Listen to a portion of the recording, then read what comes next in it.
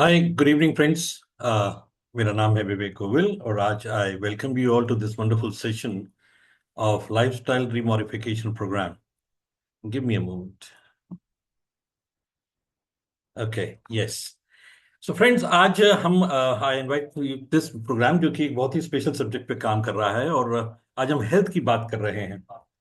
Health important इसलिए है because आज हम देखा है कि कितने चैलेंजेस हो रहे हैं और हर फील्ड के अंदर में, हर क्षेत्र के अंदर में, हर एज ग्रुप के अंदर में हम ये चैलेंजेस आज देख रहे हैं इसके अंदर में। और पिछले 2-3 सालों से जो हमने देखा है उसका डेफिनेटली बड़ा ही जबरदस्त इम्पैक्ट हुआ है। एक फायदा ये हुआ कि आज बहुत कुछ इन्फॉर्मेशन अवेलेबल हो गया, उसकी वजह से अवेयरनेस बहुत हो गई। लेकिन एक चैलेंज ये भी हो गया कि इन्फॉर्मेशन कुछ ज्यादा ही हो गई। आज हर एक कोई फ्री मैसेजेस भेज रहा है जूम के ऊपर में, व्हाट्सएप के ऊपर में और गूगल के ऊपर में सारी इंफॉर्मेशन अवेलेबल हैं। तो मेरा एक मशवरा है आपसे कि अगर आज आप गूगल फ्रेंडली हैं और अगर आप वहाँ की इंफॉर्मेशन को ज़्यादा लेते हैं तो शायद ये प्रोग्राम आपको उतना समझ नहीं आएगा। लेकिन अगर आप वाकई में कुछ समझ रहे हैं कि इतनी इंफॉर्मेशन के बावजूद इतने चैलेंजेस क्यों हो रहे हैं, तो कहीं ना कहीं हमारे लेवल ऑफ इंफॉर्मेशन के अंदर कहीं ना कहीं कुछ कमी है। तो I promise you one thing कि लाइक आज का प्रोग्राम अगर आप आखिर तक देखेंगे और इसको प्रॉपरली फॉलो करेंगे, सो डेफिनेटली आपको यहाँ पे कुछ अच्छी इंफॉर्मेशन मिलेंगी जिसको कि आप फॉलो करेंगे तो आपको फायदा हो, आपको और आपकी फैमिली दोनों को फायदा होगा। मैं इस प्रोग्राम के बारे में आपसे क्यों शेयर कर रहा हूँ, बिकॉज मैंने खुद अपने लिए चैलेंज देखा है। आज हम ये देख रहे हैं कि जितने भी लाइफस्टाइल चैलेंजेस हो रहे हैं, आप किसी भी, चाहे डायबिटीज की बात कर लें, चाहे आप ब्लड प्रेशर की बात, हाइपरटेंशन की बात कर लें, चाहे आप डिमेंशिया की बात कर लें, चाहे आप आर्थराइटिस की बात कर लें, थायराइड की बात कर लें, वुमेन के अंदर में जो चैलेंजेस हो रहे हैं, बच्चों के जो चैलेंजेस हो रहे हैं, उनके मेजर कारण जो है वो हमारा लाइफस्टाइल डिजीजेस हैं। और उन सब के अंदर में जो मेजर कारण है वो है हमारा इंसुलिन रेजिस्टेंस। आज का जो हम ये प्रोग्राम है, हम फोकस करेंगे primarily on the health and उसमें भी डायबिटीज को हम फोकस करेंगे। डायबिटीज को समझने से पहले हमें समझना होगा कि लाइक डायबिटीज एक ऐसा प्रॉब्लम है आज के टाइम पे, एक एपिडेमिक के रूप में उभर के आ रहा है, जो शायद एक जमाने में एल्डरली लोगों की कहानी होती थी। उस समय बुजुर्ग लोगों के लिए कहा जाता था। आज से अगर हम अपने बचपन की बात करें तो किसी को डायबिटीज हो जाता था तो कहते थे ओ डायबिटीज हो गया। तो एक ओल्ड एज की कहानी होती थी। लेकिन आज के टाइम पे वो यंग एज के अंदर में भी हो रहा है और उसका मेजर कारण पता है क्या है? सबसे पहली चीज जो मेरे को जो समझाई गई थी, because I had faced this the same thing in my family and I was told the same thing कि लाइक ये जेनेटिक है। जेनेटिक है मतलब कि लाइक अगर हमारे पेरेंट्स को हो रहा है तो हमारे को भी चांसेस बढ़ जाते हैं उसके आने के। और आज मैं आपको बताऊं, सबसे पहली चीज समझने की यह है कि जो लाइफस्टाइल हमारा चल रहा है उसकी वजह से जो चैलेंजेस हमारे पेरेंट्स को शायद 60 उम्र के एज में अंदर आए थे, आज वही चैलेंजेस लोगों को 45-50 ईयर्स के अंदर में आ रहे हैं। इसका मतलब क्या है कि वही चैलेंजेस हम देखेंगे कि हमारी नेक्स्ट जनरेशन को 25, 30, 35 साल की उम्र के अंदर में आएंगे, बिकॉज उनका लाइफस्टाइल और भी ज्यादा खराब होता चला जा रहा है और ये जेनेटिकली ट्रांसफर हो रहा है। कहीं हम बेहतरी की तरफ नहीं जा रहे हैं, हम हमारा जो लाइफस्टाइल है, हमारी जो हैबिट्स हैं या कंडीशंस हैं, एनवायरमेंटल कंडीशंस वो डिप्लीट कर रही हैं। तो इन्हीं चीजों पर आज हम थोड़ा सा बात करेंगे कि समय रहते अगर हम इस पर कुछ काम कर सकें तो ना सिर्फ अपने लिए बल्कि अपनी फैमिली के लिए भी हम बहुत कुछ इसमें कर सकते हैं। तो allow me to share my slide with you और मैं फटाफट इनको रन करूंगा इसको। एंड मैं चाहूंगा कि आप इसको सीरियसली लें और इस सब्जेक्ट के ऊपर हम बात करना चाहेंगे बाद में भी। ओके। तो जैसा कि अब यहाँ पर लिखा हुआ है कि साहब तकरीबन 150 मिलियन इंडियंस, ये जो जो फिगर्स मैं आपसे अभी शेयर कर रहा हूँ, ये फिगर्स आज की नहीं है, थोड़ी सी पुरानी है। इसका मतलब ये है कि ये फिगर्स और ज्यादा खराब हो चुकी है। तकरीबन 150 मिलियन इंडियंस जो है वो मेंटल डिसऑर्डर से परेशान है और उसका मेजर कारण ये है कि जो स्ट्रेस लेवल बढ़ गया है वो हमारी हेल्थ को बड़ा फर्क डाल रहा है। और वो स्ट्रेस जो है उसका एक डायरेक्ट रिलेशन है हमारे माइंड का, हमारे गट के साथ में डायरेक्ट रिलेशन है, हमारे डाइजेस्टिव सिस्टम, हमारे मेटाबॉलिज्म के साथ में डायरेक्ट रिलेशन है। और ये कहा जाता है कि gut is the second brain of our body. Gut जो है हमारा सेकंड ब्रेन है हमारी बॉडी का। तो मतलब जितनी ज्यादा तेजी से बढ़ रही हैं मेंटल डिसऑर्डर्स की प्रॉब्लम्स, उतने ही ज्यादा और चैलेंजेस भी बढ़ रहे हैं। 22.6 मिलियन जो पीपल हैं वो COPD और 35 मिलियन क्रॉनिक अस्थमा से पेशेंट है। और ये 2016 की रिपोर्ट है। और अभी हम जिस माहौल में रह रहे हैं, आप दिल्ली में रह रहे हैं और या नॉर्थ इंडिया में रह रहे हैं, आप चारों तरफ देख रहे हैं पॉल्यूशन की हालत क्या है। आज ही दिल्ली के अंदर में डीजल व्हीकल्स बैन कर दी गई हैं। क्या वो सॉल्यूशन है? है ना। ये कुछ चीजें ऐसी जो कि शायद हमारे कंट्रोल के बाहर है, और हम, लेकिन हमको तैयार होना पड़ेगा इसको फेस करने के लिए। 10 में से 1% जो है वो थायराइड पेशेंट है। थायराइड की प्रॉब्लम पहले ये खाली वुमेन की प्रॉब्लम समझी जाती थी, अब मेन के अंदर भी बहुत कॉमन होने लगी और यंग एज के अंदर में होने लगी है। ये सबसे बड़ा चैलेंज है। 12 में से 1 व्यक्ति जो है वो इंडियन डायबिटिक है, और इंडिया को तो डायबिटिक कैपिटल कहा जाने लगा है। पहले अनाउंस किया जा रहा था, अब तो कहा जाने लगा है। और सबसे जो अलार्मिंग बात है, अगर हम देखें तो इसकी जो ग्रोथ है 1990 से 2013 तक, जो वो पूरी दुनिया के अंदर में 45% थी, इंडिया के अंदर में 123% है। और अब तो ये और ज्यादा पुरानी 2013 की फिगर है, तो आप समझिए 10 साल के अंदर में क्या हो रहा होगा। डिमेंशिया की बात करें तो वही हालत है, और 5 में से हर एक व्यक्ति के अंदर में हाई बीपी है। इनफैक्ट मैं तो ये कहूंगा 3 या 4 में से 1 व्यक्ति इस समय हाइपर टेंशन का शिकार है, because of the stress and other factors. मतलब एक परिवार के अंदर में अगर 4 व्यक्ति रह रहे हैं, तो एक कोई ना कोई चैलेंज हर परिवार के अंदर में है। हर परिवार इस समय इफेक्टेड है। और इसका इफेक्ट क्या हो रहा है, और लिवर सिरोसिस की बात करें, लिवर सिरोसिस बहुत ज्यादा कॉमन इस समय देखने में आ रहा है, और सारी कहानी यहीं से शुरू हो रही है, लिवर से। देखिए, अगर समझिएगा ये स्टैटिस्टिक्स बताने का मेजर मेजर कारण क्या है। आज आप इस बात को समझिए कि पहली चीज ये कि ये प्रॉब्लम्स जेनेटिक हैं, मतलब ये ट्रांसफर हो रही हैं और ये बढ़ती चली जा रही है, बिकॉज हमारा लाइफस्टाइल खराब है। दूसरी चीज, जो पहले ओल्ड एज में हो रही थी वो यंग एज में हो रही है, बच्चे तक इफेक्ट हो रहे हैं। तीसरी चीज ये है कि जो बच्चों की जब शुरुआत हो रही है, जिसको कि हम नजरअंदाज कर रहे हैं, वो बड़े होते होते तक वो क्रॉनिक प्रॉब्लम्स बन जाती है। अगर आज आप देखेंगे तो अभी हम आपसे शेयर करेंगे कितनी प्रॉब्लम्स ऐसी हैं जो कि यंग गर्ल्स की हैं, और यंग टीनेजर्स की हैं, या यंग पीपल की हैं, वो कितनी बढ़ रही हैं। लेकिन इसका दूसरा एक इकोनॉमिक फैक्टर मैं आपको बता रहा हूँ।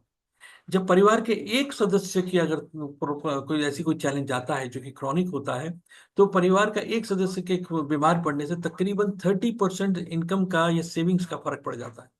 और उसी परिवार के अंदर में अगर 2 लोग ऐसे बीमार पड़ जाए, तो तकरीबन 50 to 60% फाइनेंशियल स्टेटस का उसके अंदर फर्क पड़ जाता है, which is very very very very alarming. Okay.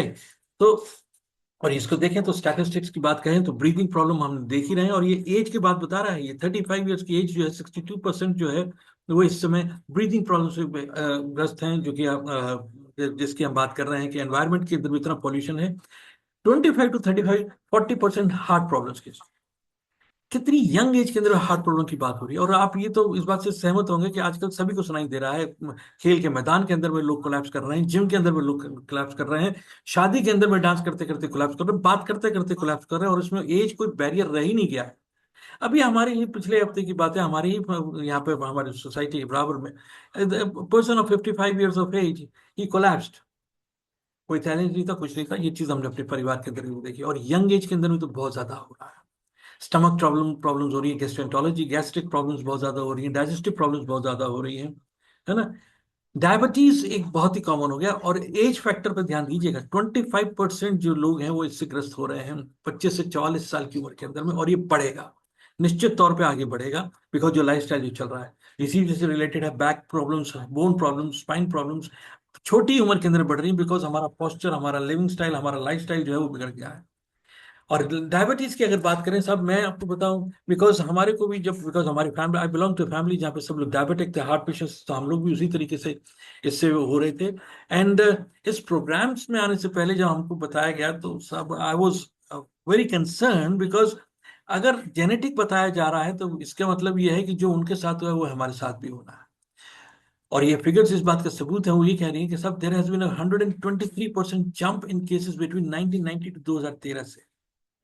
और अगर मेन की बात करें तो 136% इंक्रीज हुआ है, और वुमेन की बात करें 109% हुआ, मतलब दुगना के से ज्यादा। समझिए इस बात को कि ये कितना अलार्मिंग है कि आने वाले समय के अंदर में, अगर हम आज इससे पीड़ित नहीं है तो इसको नजरअंदाज मत कीजिएगा। ये क्योंकि आज के टाइम पे कोई भी इंसान ये नहीं कह सकता है कि साहब मैं हेल्थी हूँ, कल क्या होगा नहीं मालूम है। We need to be careful, we need to take care of our self. But the more important thing is that कि लाइक हमें जो पैटर्न हम अपनी लाइफ के इस समय फॉलो करेंगे, वही पैटर्न हम, उससे भी बुरा पैटर्न हमारे बच्चों के साथ में होने वाला है। So we need to be more aware, more cognizant about it, और यही चीज हमें अपने बच्चों को भी सिखानी है आगे चल के। अदरवाइज दे हैव टू पे द प्राइसेस। और अगर टीन्स की बात करें तो देखिए, एक्ने, स्किन प्रॉब्लम्स कितनी ज्यादा कॉमन हो गई है। और इसको मैं, पता है, इसको मैं इसको इस तरीके से समझाऊंगा। आज आप देखिए टीवी के अंदर में ऐड देख रहे हैं, इन्हीं चीजों के एड्स आपको मिल जाएंगे। स्किन फेयरनेस क्रीम, एक्ने की प्रॉब्लम्स के अंदर, पिंपल के लिए चीजें, कितनी सारी चीजें इस समय एड्स बिकने लगे हैं और लोग कितने खरीदने लगे हैं इन चीजों को, विदाउट अंडरस्टैंडिंग के। लाइक अगर हम अंदर के सिस्टम को ठीक नहीं करेंगे, बाहर की इन क्रीमों से या इन चीजों से खरीद के कुछ फर्क नहीं पड़ेगा। एसिडिटी, कोई पाउडर लेके या कोई और चीज लेके आप अपनी एसिडिटी को दूर नहीं कर सकते। हार्मोनल इश्यूज कितने हो गए, अभी हमने थायराइड की बात करी, हमने पीसी यंग वुमेन के अंदर बात कर रहे हैं, पीसीओडी पीसीओएस की बात करेंगे। आज अगर हम देखें तो आईवीएफ सेंटर्स कितने ज्यादा खुल गए हैं। उसका मेजर कारण ये है कि यंग एज के अंदर में जो हार्मोनल इश्यूज हुए थे, या जो ग्रोइंग अप चिल्ड्रन के अंदर में हमने जो उनको ध्यान नहीं रखा, उसकी वजह से उसका जो असर दिखने लगे, उनकी फर्टिलिटी पे देखने लगे। आज एक चैलेंज और भी आ रहा है इस लाइफस्टाइल के अंदर में, जो कि शायद हेल्थ से रिलेटेड नहीं होगा, लेकिन वो एटीट्यूड से रिलेटेड है। It is not willing to get married और रेज अ फैमिली। आज 30-35 साल तक तो लोग अभी कंफ्यूज ही रहते हैं उन्हें किस फैमिली किसमें जाना है। और उसका असर ये हो रहा है कि साहब, हम जो विमेन की जो एग्स हैं वो सही तरीके, उनकी फर्टिलिटी लूज हो रही है, उनके काउंट्स लूज हो रहे हैं। एंड देन डेफिनेटली वो पहले से ही कमजोर थे, जो कि और एज तक आते आते तक कमजोर हो रहे हैं। And that is a major major major, और जिसकी वजह से हो ही रहा है कि अब आप देखिए कि कितने आईवीएफ सेंटर्स पहले खुल गए हैं। और उसका मेजर सबसे पहला कारण ये है कि उन्होंने अपनी डाइट का ख्याल नहीं रखा, अपनी हेल्थ का ख्याल नहीं रखा, जिसकी वजह से उनकी फर्टिलिटी लूज हो रही है। और ये कहानी मेन के साथ में भी है। वीकनेस महसूस कर रहे हैं, मूड स्विंग्स हो रहे हैं, इरिटेबल हो रहे हैं लोग, कंसंट्रेशन नहीं हो रहा है, और स्किन जो है वो लीफी हो रही है, रूखी हो रही है स्किन, परतें निकलती हैं उसके अंदर में से। तो अब यहाँ पर जो हम बात कर रहे हैं कि साहब, ये कंडीशंस की, जो वुमेन की अगर हम बात करें, आज एक बहुत मेजर 50% पॉपुलेशन वुमेन की है। और वुमेन की अगर बात करें तो सबसे उनकी जिम्मेदारी भी है परिवार का ख्याल रखने की, लेकिन सबसे ज्यादा नेग्लेक्टेड वो स्पीसीज भी वही है। यंग एज के अंदर में वुमेन की प्रॉब्लम जितनी बढ़ गई वो पहले कभी नहीं थी। वो ओल्ड एज के अंदर में होती थी, लेकिन आज के अंदर यंग एज के अंदर में स्ट्रेस हो गया, वर्किंग वुमेन हो गई, उनको फैमिली का भी स्ट्रेस है, वर्क बाहर का भी स्ट्रेस है, अपने आप को परफॉर्म करने का भी स्ट्रेस है, और बेहतरीन दिखने का भी स्ट्रेस है। लेकिन वो स्ट्रेस क्या कर रहा है कि हार्ट प्रॉब्लम्स बढ़ गई हैं, ब्रेस्ट कैंसर्स बढ़ गए हैं because of the diet and other things, ovarian cancers हो गए, गायनालॉजिकल प्रॉब्लम्स उनकी बहुत ज्यादा हो गई, प्रेगनेंसी इश्यूज कितने हो गए। आज के टाइम पे नॉर्मल तो हो ही बहुत कम हो गया है। ऑटो इम्यून डिजीजेस बहुत हो गई हैं, आर्थराइटिस की बात करें, थायराइड की बात करें, या बोन प्रोग्रेसिव प्रॉब्लम की बात करें, डिप्रेशन और एंग्जाइटी कितना कॉमन हो गया है, एंड यूरिनरी इन्फेक्शंस बहुत ज्यादा हो गए। तो वो क्यों हो गया? बिकॉज उनकी इम्यूनिटी बहुत लो डाउन कर गई है। सवाल यह है कि ऐसा हो हुआ क्यों है, क्या हुआ एक्चुअली? तो मेजरली कुछ फैक्टर्स हम रन कर लेते हैं। सबसे पहली चीज कि आज आपाधापी की लड़ाई हो रही है, आज दौड़ हो गई है हर चीज के अंदर, सुबह से लेकर रात तक हम दौड़ रहे हैं। और उसके अंदर में ही रेडिएशन कितना बढ़ गया, ब्लू स्क्रीन रेडिएशन कितना बढ़ गया। अभी भी मैं आपसे बात कर रहा हूँ तो सामने में स्क्रीन है, हम मोबाइल देख रहे हैं, हम कुछ चीज देख रहे हैं, हम टीवी देख रहे हैं, और उसका रेडिएशन हमारे ऊपर बहुत पड़ रहा है। और डेफिनेटली जो हमारा एनवायरनमेंट है वो सनलाइट रेडिएशन बहुत हो रहा है। पॉल्यूशन कितना बढ़ गया है, दिल्ली के अंदर में हालत खराब है। और last but not the least, जो हम जो खाना खा रहे हैं इस समय, उसके अंदर में तो हम क्या खा रहे हैं हमें मालूम नहीं। आज हम, कोई भी इंसान खाना खराब नहीं खा रहा है, मानिए, समझ लीजिएगा, लेकिन क्वालिटी ऑफ फूड हमारे शरीर को जो चाहिए था वो नहीं मिल रहा है। We are paying lot and lot of money on our food, बहुत एक्सपेंसिव फूड खा रहे हैं इनफैक्ट आज के तारे में। कोई भी चीज सस्ती नहीं है, लेकिन वो एक्सपेंसिव फूड जो है, शायद वो नहीं है जो हमको चाहिए था, और वो बल्कि हमारे लिए डेंजरस हो रहा है, हमारे लिए हार्मफुल हो रहा है। वो क्यों हो रहा है, इसके लिए समझने की जरूरत है कि जो हमारे को जो बचपन में सिखाया गया था, फूड पिरामिड जो सिखाया गया था, कि जो हमें ज्यादा चाहिए था वो हम बिल्कुल नहीं खा रहे हैं, और जो हमें कम चाहिए था वो हम सबसे ज्यादा खा रहे हैं। और इसके यहाँ पे जो अब तो आईसीएमआर और डब्ल्यूएचओ भी कह रहा है कि अपनी प्लेट को देख लीजिए कि आपकी प्लेट में इस समय क्या है। इस समय आपकी प्लेट में ज्यादातर जो आपको मिलेगा वो ऐसा खाना मिलेगा जिसमें इंसेक्टिसाइड पेस्टिसाइड भरा पड़ा हुआ है, क्योंकि सारी फसलों के ऊपर में वो आ रहा है। उसके अंदर न्यूट्रिशियस चीजें कितनी हैं हमको मालूम ही नहीं। हमें मालूम ही नहीं कि हमारे न्यूट्रिशन चाहिए क्या हमारे शरीर को। जो हमारे को मैक्रो और माइक्रो न्यूट्रिएंट्स चाहिए थे वो हमारी प्लेट के अंदर में है कितने, क्या वो पूरी पर्याप्त मात्रा में हमारे पास में है कि नहीं। अल्टीमेटली हो क्या रहा है कि हमारे शरीर को वो मिल नहीं रहा है जो उसको मिल चाहिए। और उसकी वजह से ये हो रहा है कि हमारा जो खाने के अंदर में कार्बोहाइड्रेट्स अगर हम देखें, फैट्स जो आ गया है वो इतना ज्यादा आ गया, बिकॉज वो स्वाद में आता है। और उसकी वजह से हम बचपन से ही, छोटेपन से ही बच्चों को वो चीजें हम दे रहे हैं, एंड बचपन से ही उनकी हैबिट्स बिगड़ रही हैं और उनका डाइजेस्टिव सिस्टम बिगड़ रहा है, जिसकी वजह से बड़े होते होते तक वो प्रॉब्लम्स उनको अट्रैक्ट कर रहे हैं। और इससे हो रहा क्या रहा है, इन्फ्लेमेशन और ऑक्सीडेशन। ये समझने की जरूरत है कि हमारा जो लाइफस्टाइल है, हमारा मूवमेंट नहीं हो रहा है, हमारा खाने के अंदर क्वालिटी खराब हो गई है, उसकी वजह से ये हो रहा है कि इन्फ्लेमेशन ऑक्सीडेशन हो रहा है। खाने की क्वालिटी से मेरा क्या मतलब है? खाने की क्वालिटी से मतलब ये कि आज के टाइम पे ये समझ लीजिए कि हम चाहे जितना मर्जी अच्छा खाना खाने की कोशिश कर रहे हो, लेकिन उसकी क्वालिटी, उसमें न्यूट्रिशियस लेवल तकरीबन 60 to 79% गिर गया है। और ये मैं नहीं कह रहा हूँ, ये WHO ICMR कह रहा है। उनकी स्टडीज हैं, ये कह रही हैं कि जो आज से 25 35 साल 40 साल 50 साल पहले जो खाना था, अब वो खाना नहीं है। उसमें से तकरीबन 80% न्यूट्रिशन जो शरीर को चाहिए वो है ही नहीं। तो अगर हमारे को ये गलत फहमी है कि तो हम तो खाना बहुत अच्छा खा रहे हैं, गलत फहमी में है। इसका असर क्या हो रहा है? इन्फ्लेमेशन। इन्फ्लेमेशन मतलब हमारा, हम जो भी कुछ अपने शरीर में ले रहे हैं, हवा, पानी और खाना, जो भी कुछ ले रहे हैं वो सारा कुछ आज के टाइम पे पॉल्यूटेड है। उसमें पेस्टिसाइड डाला हुआ है, पॉल्यूशन डाला हुआ है, केमिकल्स डले हुए हैं हवा के अंदर, पानी के अंदर में। और हमारा जो टिश्यू सेल है, सेल एक बहुत ही सॉफ्ट एलिमेंट है, जहाँ जो जिसका बेसिक काम ये होता है कि वो जो भी कुछ हमारे शरीर के अंदर में जा रहा है, उसको एंटर करना है हमारे शरीर के अंदर as a nutrition, as a fuel, जिससे कि वो सेल में बर्न हो सके, एनर्जी प्रोड्यूस कर सके और अल्टीमेटली उसे बाहर जाना है। होता क्या है कि ये इन्फ्लेमेशन होने की वजह से ये जो इसकी आउटर लेयर है ये मोटी हो जाती है, जिसकी वजह से हमारा जो न्यूट्रिशन है हमारे सेल के अंदर पेनिट्रेट नहीं कर पाता है। और पेनिट्रेट नहीं कर पाने से न्यूट्रिशन जो है वो यूटिलाइज नहीं हो पाता और ऐसे ही बाहर वेस्ट हो जाता है। और जो हमारा जो सेल के अंदर में जो बर्नआउट, जो रेसिड्यू है, जो जला, जो उसको वेस्ट है, जो सेल के बाहर निकल जाना चाहिए था, टॉक्सिस जो थे, वो निकल नहीं पाते। तो उससे हो ये रहा है कि हमारे सेल्स जो हैं वो खराब हो रहे हैं। और वो सेल्स जो हैं वो अल्टीमेटली खराब होकर क्या क्रिएट करते हैं? Free radicals. और ये फ्री रेडिकल्स टॉक्सिक्स होते हैं बहुत ज्यादा। और ये फ्री रेडिकल्स क्या करते हैं? वो दूसरे सेल्स को भी खराब करते हैं। इसी का एक छोटा बहुत अच्छा एग्जांपल है, जैसे कि हमारे पास में एक एप्पल है, हम जो उसको काटते हैं, तो काटते ही वो क्या होता है कि ऑक्सीजन के रिएक्शन से वो लाल होने लग जाता है, रस्टिंग होने लग जाती है इससे लोहे के अंदर में। उसी तरीके से हमारे सेल्स के अंदर में ऑक्सीडेशन होता है। तो वो ऑक्सीजन जो है, जो हमारे शरीर को, हमारे सेल्स को बनानी चाहिए थी, वही ऑक्सीजन उस सेल को खराब कर रही है और फ्री रेडिकल क्रिएट कर रही है। और ये इन्फेक्शियस होती है, मतलब ये मल्टीप्लाई करती है, ये कंटेजियस होती है। ये एक दूसरे सेल को संपर्क आते हुए उसको मल्टीप्लाई करती है। और जिस किसी भी ऑर्गन के, जिस किसी भी क्षेत्र में इसका ज्यादा जोर हो रहा होगा फ्री रेडिकल का, वहां पर हमको प्रॉब्लम होगी। या हमारी घुटनों में है तो हमारे को आर्थराइटिस की प्रॉब्लम होगी। अगर हमारी आर्टरीज के अंदर है तो वहां पे ब्लॉकेज शुरू हो जाएगी। हार्ट के अंदर में तो हार्ट की प्रॉब्लम होगी। ब्रेन के अंदर में तो हमें ब्रेन प्रॉब्लम हो जाएगी। हर जगह जहां पर भी ये फ्री रेडिकल काम हावी होगा, हमारे को वो ऑर्गन्स की प्रॉब्लम हो जाएगी।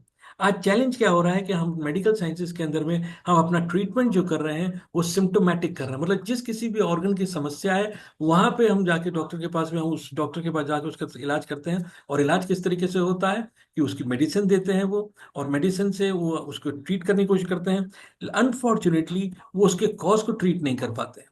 जो कॉज था, उसका कारण क्या था, हमें उस समय तो आराम मिलता है, लेकिन उन्होंने उस मर्ज को दबा दिया, उस पेन को दबा दिया गया होता है।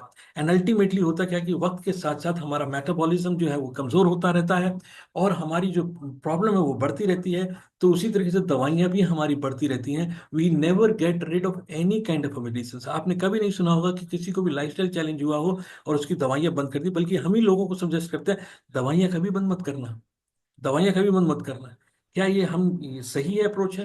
इनफैक्ट वी शुड सी कि लाइक हम किस तरीके से अपने लिए अपनी लाइफस्टाइल को बेहतर कर सके, जो हमारे शरीर को जो एक्चुअल में चाहिए उसको किस तरीके से दे सकें, जिससे कि हमारे को जरूरत ही ना पड़े इन दवाइयों की। और यही इस पर प्रोग्राम का मकसद है यहाँ पर।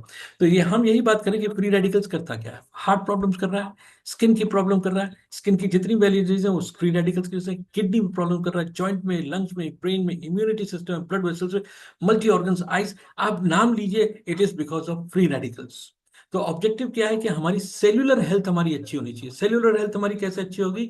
जब सही तरीके से हमारा जो सिस्टम है, अगर वो सही तरीके से काम करेगा, जो भी कुछ हमारे शरीर में जा रहा है वो होना चाहिए जो हमारे को चाहिए, कितना चाहिए, कब चाहिए, किस टाइप का चाहिए। ये चीजें अगर हम उस पर ध्यान दे लें तो हमारा सिस्टम सही तरीके से काम कर पाएगा, हमारी सेल्यूलर हेल्थ अच्छी हो पाएगी, हमारे ऑर्गन्स अच्छी तरीके से काम कर पाएंगे। अब यहाँ पर मेजर जो चैलेंजेस की हम बात करेंगे, वही करेंगे ऑक्सीडेटिव स्ट्रेस, अभी हमने डिस्कस किया, फ्री रेडिकल्स को हम बात करेंगे, और ये इंसुलिन रेजिस्टेंस एक बड़ा मेजर चैलेंज है, जो डायबिटीज की हम बात कर रहे थे। इंसुलिन रेजिस्टेंस का मतलब क्या है? इंसुलिन रेजिस्टेंस मतलब कि हमारे सेल के अंदर हम जो भी कुछ खा रहे हैं वो शुगर में कन्वर्ट हो रहा है, और जैसे ही हम कार्बोहाइड्रेट से शुगर कुछ भी हमारे शरीर में जाता है, हमारी बॉडी उसको, पैनक्रियास उसको आइडेंटिफाई करते हैं और उसी के बराबर का इंसुलिन जनरेट करते हैं। इंसुलिन जब जो जनरेट होता है और वो उसके साथ में क्लब करता है, और इंसुलिन का काम है कि उस शुगर को हमारे सेल तक पहुंचाना। अब सेल में भी वहां पे रिसेप्टर्स होते हैं जो कि उसको आइडेंटिफाई करते हैं और उसको फिर अंदर सेल तक पहुंचाते हैं। तो इंसुलिन डायबिटीज दो तीन तरीके से काम करती है। सबसे पहली चीज तो कि अब इंसुलिन बन ही नहीं रही है, तो फिर डॉक्टर्स आपको इंसुलिन के इंजेक्शन देते हैं। दूसरी चीज ये कि इंसुलिन बन रही है लेकिन वो सही तरीके से एब्जॉर्ब नहीं हो पा रही है, एसिमुलेट नहीं हो पा रही है, आपकी बॉडी सेल सेल के अंदर पहुंच नहीं पा रही है। उसको बोला जाता है कि आपके रिसेप्टर्स जो हैं वो उसको रेजिस्ट कर रहे हैं, उसको एसिलेट रेजिस्टेंस बोला जाता है। और धीरे धीरे क्या होता है कि जब वो इंसुलिन आपके सेल्स में नहीं जा पाती है, तो वो जो इंसुलिन और ब्लड है, वो ग्लूकोज है, वो आपके ब्लड में फ्लोट करता रहता है। और जब आप टेस्ट करते हैं तो आपको लगता है, पता लगता है कि साहब आपका ब्लड शुगर लेवल बढ़ा हुआ है, जिसकी वजह से आप कमजोरी महसूस करते हैं, जिसकी वजह से आपके ऑर्गन सही तरीके से काम नहीं कर रहे, बिकॉज जो ग्लूकोज का जो काम है वो एनर्जी देना है, काम है उसके अंदर वो। एंड अल्टीमेटली क्या होता है, क्या है कि वो इंसुलिन रेजिस्टेंस जब ज्यादा दिन तक रहती है तो वो डायबिटीज में कन्वर्ट हो जाती है। और उसका मेजर कारण ये है कि हमारा जो खाना है, बैड फैट जो हम वो खाना ले रहे हैं, हम ट्रांस फैट्स बहुत ज्यादा ले रहे हैं, ओमेगा 6 इसके अंदर बहुत ज्यादा ले रहे हैं, जो हमारे को एक सीमित मात्रा में चाहिए। चाहिए फैट चाहिए, लेकिन एक सीमित मात्रा चाहिए, लेकिन हमारी क्वांटिटी आज के टाइम पे बहुत ज्यादा बढ़ गई, उस पर हमें ध्यान ही नहीं है उस चीज के अंदर। और उसका नतीजा ये हो रहा है कि हार्मोनल इम्बैलेंसेस हो रहे हैं। यहाँ पे हमारा वजन बढ़ रहा है, बिकॉज मेटाबॉलिज्म हमारा कमजोर हो रहा है। जब उसके अंदर में जब हमारे शरीर में वो खाना नहीं मिलेगा, तो हमारे एंजाइम सही तरीके से नहीं बन पाएंगे, हमारे हार्मोन सही तरीके से कर पाएंगे, हमारा गट सिस्टम उसको ब्रेक डाउन सही तरीके से नहीं कर पाएगा, एब्सॉर्प्शन अच्छी नहीं होगी। एंड अल्टीमेटली क्या होगा कि जो अनयूज्ड फूड होगा वो हमारा फैट में कन्वर्ट होगा, हमारा फैटी लिवर भी होगा, वो ट्राइग्लिसराइड्स बढ़ाएगा, आपका कोलेस्ट्रॉल बढ़ाएगा। और वही चीज जब हमारे इंसुलिन रेजिस्टेंस को बढ़ाएगा तो हमारा पूरा ओवरऑल हेल्थ हमारा खराब होगा। इंसोम्निया की बात करें, नींद अच्छी नहीं आएगी, एंग्जाइटी बढ़ेगी, फटीग थकान बढ़ेगी, डाइजेशन प्रॉब्लम की हमने बात की, क्रेविंग्स बढ़ाएगा। क्रेविंग्स एक बड़ी कमजोर की चीज है कि क्रेविंग ऐसा नहीं कि हमें खाने का कोई चीज मन कर रहा है, नहीं। एक्चुअली होता क्या है कि हमारा जो आजकल स्ट्रेस इतना बढ़ गया है, जिसकी वजह से कोर्टिसोल हार्मोन्स जो है वो बढ़ एक्टिव हो जाते हैं, बल्कि सही वो ज्यादा हाइपर हो जाते हैं। एंड अल्टीमेटली होता क्या है कि हम whenever we are doing some kind of mental work और स्ट्रेसफुल वर्क, तो उस समय हमारे को ज्यादा एनर्जी चाहिए, और हमारी बॉडी जो है ज्यादा ग्लूकोज कंज्यूम करती है। और कोर्टिसोल हार्मोन क्या करता है, उसको उस समय वो डिमांड करता है कि आप हमें कुछ दीजिए। और डिमांड जब करता है तो हमारी क्रेविंग होती है उस समय कि I need to have something, और वो भी ऐसी चीज जो इमीडिएटली हमें सेटिस्फाई करे, तो क्रेविंग के अंदर में फिर हम उस समय हम नमक की चीजें ले रहे हैं, या प्रोसेस्ड फूड ले रहे हैं हम वहाँ पे उस समय, या कोई चॉकलेट्स वगैरह ले रहे हैं, या कुछ मीठा हम ले रहे हैं जो हमारे को इमीडिएटली हमारी क्रेविंग को सेटिस्फाई कर सके। अनफॉर्चुनेटली होता है कि उस समय की क्रेविंग तो सेटिस्फाई हो जाती है, लेकिन उस हिसाब से हमने काम नहीं किया होता जिससे कि उसको बर्न कर सकें, एंड अल्टीमेटली वो फैट पे कन्वर्ट हो रहा है, और धीरे धीरे धीरे आपको इंसुलिन रेजिस्टेंस की तरफ लेके जा रहा है। तो क्रेविंग को रोकना बहुत जरूरी है, क्रेविंग को कंट्रोल करना बहुत जरूरी है यहाँ पे। तो इस प्रोग्राम का जो मेजर आधार है वो ये है कि it's a 45 days detox program, जो मैं आपको बताना चाह रहा हूँ। सबसे पहली चीज है कि ये प्रोग्राम एक ऐसा प्रोग्राम है जो कि पूरी दुनिया के अंदर पिछले 45 सालों से काम कर रहा है। हमारे को इसकी जरूरत अब जाके पड़नी शुरू हुई है, बिकॉज कोविड के बाद जब लोगों को अंदर में जागृति आई है, अब वो समझने लगे हैं कि खाली कोविड ही एक एपिडेमिक नहीं था। इनफैक्ट आसपास जो भी कुछ हो रहा है इस समय एपिडेमिक का ही माहौल है, हम उसको रियलाइज नहीं कर रहे हैं। और उसकी शुरुआत होती है 45 डेज के डिटॉक्स प्रोग्राम से, अगर हम अपने सिस्टम को ठीक कर लें। अगर हम ये चेक कर लें कि भाई हमारी मूवमेंट कैसी है, मूवमेंट है कि नहीं है शरीर की, हम खनिज शरीर के अंदर में, हम मुंह के अंदर क्या डाल रहे हैं, कितना डाल रहे हैं, कब डाल रहे हैं, और जो नहीं चाहिए था कि ऐसा तो नहीं वो डाल रहे हैं, तो बहुत चीजें उसके अंदर हो जाएगी। और हम कैसे अपने सिस्टम को क्लीन कर सके जिससे कि हम जो भी कुछ खा रहे हैं उसकी एब्जॉर्प्शन बेहतर हो सके। साथ साथ हमको यहाँ पे अपनी मेंटल हेल्थ पे भी ध्यान देना होगा। मेंटल हेल्थ मतलब पॉजिटिव मेंटल एटीट्यूड, बहुत लोग बहुत बात करते हैं, लेकिन ये होता कैसे, अपने आप नहीं होता पॉजिटिव, ये होगा या तो एसोसिएशन से, या आपके माइंडसेट को बेहतर करने से, या कुछ पढ़ने से, ऐसा पढ़ने से जहां पर कि आप ये दैट एनालाइज करें कि इस समय हम किस तरीके से अपनी लाइफ को देख रहे हैं। Am I looking towards more towards the problems, और I am more to looking towards the solution right now. तो हम सॉल्यूशन ओरिएंटेड हो रहे हैं, प्रॉब्लम ओरिएंटेड हो रहे हैं। रेस्ट हमको कितना मिल रहा है। एक बड़ा इंटरेस्टिंग चीज मैं आपसे बात करता हूँ कि सुबह जब हम उठते हैं ना आज के टाइम पे, तो शायद आप भी मैं सहमत होंगे इस बात से कि हम जब उठते हैं थके हुए उठते हैं, और फिर मन करता है कि थोड़ा सा और सो लेते हैं, है ना। लेकिन रात को जब सोते हैं तो उस समय तो एकदम एक्साइटेड सोते हैं, मतलब लेटे होते हैं, और मन करता है कि एक दो प्रोग्राम और देख लें, तो रात के 12 1 कहाँ बज जाते हैं पता ही नहीं लगता। ये उल्टा हो गया है। और इसने क्या किया है कि हमारे स्लीप पैटर्न्स को बिगाड़ दिया, इसने हमारे गट हेल्थ को बिगाड़ दिया, हमारे डाइजेस्टिव सिस्टम को बिगाड़ दिया। और फिर रात भर जब हम डिस्टर्ब होते हैं, साथ साथ मोबाइल के साथ में सोते हैं, तो और दिक्कत होती है। फिजिकल हेल्थ, एक्सरसाइज हम कितना कर रहे हैं, हमारी वॉकिंग हो रही है कि नहीं हो रही, योगा हो रहा है कि नहीं, जो एक्सरसाइज करनी चाहिए थी वो कर रहे हैं कि नहीं कर रहे हैं, या खाली एक्सरसाइज ही एक्सरसाइज कर रहे हैं, उसके साथ में फूड का जो है वो बैलेंस मेंटेन कर रहे हैं कि नहीं कर रहे हैं, ये बहुत इंपॉर्टेंट है। यहाँ पर मैं कुछ आप लोगों को मिलवाना चाहूंगा। ये पारुल मैम है जिन्होंने कि इस प्रोग्राम के अंदर, she is a wonderful person, she is a wonderful coach also, all over India इनकी बहुत जबरदस्त नाम है, और ये खुद एक थायराइड पेशेंट थी। इन्होंने इस प्रोग्राम के थ्रू 22 साल के अपनी थायराइड क्योर की और अपनी मेडिसिन, अपने आप को मेडिसिन फ्री कराया। ये उनकी रिपोर्ट भी है जहाँ पे कि सब कुछ अब नॉर्मल आया हुआ है यहाँ पर। इसी तरीके से मैडम ले रही हैं जिनके की शुगर उनका था काफी, और अभी भी ये प्रोसेस इनका चालू है। इन्होंने अपना 6 किलो वजन कम किया, अपने पैरामीटर्स को ठीक किया यहाँ पे इन्होंने अपने आप को, और प्रोसेस लगातार चालू है। मैं आपको बताऊँ, ये 45 डेज का जो प्रोसेस है, ये इसलिए है कि साहब आप समझें चीज़ों को, आप समझे जाने चीज़ों को कि किस तरीके से हम अपने अपनी बॉडी का ख्याल रखें, because once you understand the basic fundamentals, हमने ये पाया है कि अरब अगर कोई आदमी 45 डेज का अगर उसको प्रोग्राम को फॉलो कर रहा है, न सिर्फ अपने वजन को ठीक कर रहा है बल्कि अपने सारे पैरामीटर्स को ठीक कर रहा है, और बात समझ में आती है कि okay what is right for them. तो वो अगर 2-3 साइकिल्स भी अगर साल के अंदर में अपने 45 डेज के अगर कर लेते हैं, आई कैन गारंटी कि आप तकरीबन 80% अपने आप को हेल्थ वापस ले आएंगे अपनी, है ना। और फिर ये लाइफस्टाइल पैटर्न बन जाता है ना। तो इसी तरीके से हमें होता है, like again she use pre diabetic, और इन्होंने अपने वजन को कम किया, अपने पैरामीटर्स को ठीक किया, अपनी डायबिटीज को ठीक किया। और यहाँ पर बस मैं बात यहाँ पे अपनी बात करूंगा कि मैं जिस फैमिली से मैं बिलोंग करता हूँ, वहां पर सभी लोग हार्ट पेशेंट्स थे और हार्ट डायबिटिक थे, और बहुत जल्दी चले भी गए। यहाँ पर सवाल यही उठा कि साहब हम इसको एक जेनेटिक मसला मान के चलें, इसको छोड़ दें इसको, या इस पे कुछ काम करें। I chose to do something about it. और यहाँ पर जब हमने इस लाइफस्टाइल रिमॉडिफिकेशन प्रोग्राम के अंदर में हम इसके अंदर में आए और हमने इसको समझा, स्टडी किया, अपनी बॉडी को जाना, और ये जाना कि क्या किस तरीके से एक्चुअली काम करता है, सही लोगों के साथ में रहे, सही लोगों के साथ में एसोसिएशन किया यहाँ पे, तो बहुत कुछ सीखने को मिला। And I tell you what, आज की तारीख में कोई, I lost around 17 kgs of my, मैंने अपना रिड्यूस किया, लेकिन उसके साथ साथ अपने पैरामीटर्स को ठीक है। आज किसी कोई बीपी की दवा नहीं चल रही है, कोई शुगर की कोई मेडिसिन नहीं, and I eat almost everything. लेकिन कितना खाना है, कब खाना है, इस चीजों का ख्याल रखते हैं। तो यही चीज मैं आपसे कहूंगा कि ये चॉइस आपकी है कि आप अपनी फैमिली के अंदर में किस टाइप की कल्चर क्रिएट करना चाह रहे हैं। मैं ये नहीं कह रहा कि खाना नहीं खाना है, मैं ये कह रहा हूं कि एक डिसिप्लिन, एक थोड़ा सा एक लाइफ का पैटर्न सही करना जरूरी है। बिकॉज ठीक है, सबको अच्छा लगता है अच्छे से जीना, वरना कई लोग मेरे से कहते हैं साहब फिर हम जी किस ले रहे हैं, लेकिन इसलिए भी नहीं जी रहे हैं कि अल्टीमेटली तकलीफ में जिए। तो ये एक बड़ा ही एक मैसेज है आपके पास में। यहाँ पर हमारे पास में एक वेबसाइट भी है, lifestylemodifies.in के नाम से। आपको अगर ये सब्जेक्ट अच्छा लगता है और आपको लगता है कि वाकई में इसके ऊपर में काम करने की जरूरत है, because I don't see any kind of virtue in कि भाई हम बीमार पड़े हम डॉक्टर्स की सेवा करते रहे। हम अपने लिए काम कर रहे हैं, अपनी लाइफ को एंजॉय करने के लिए काम कर रहे हैं, अपने ओल्ड एज के अंदर में। आज ही सुबह में किसी से बात हो रही थी, तो वो कह रहे थे कि भाई you turning 60 now, what do you think about the retirement. Now, my feel is that like once you retire, once you get free from the work, that's the time you need to enjoy life.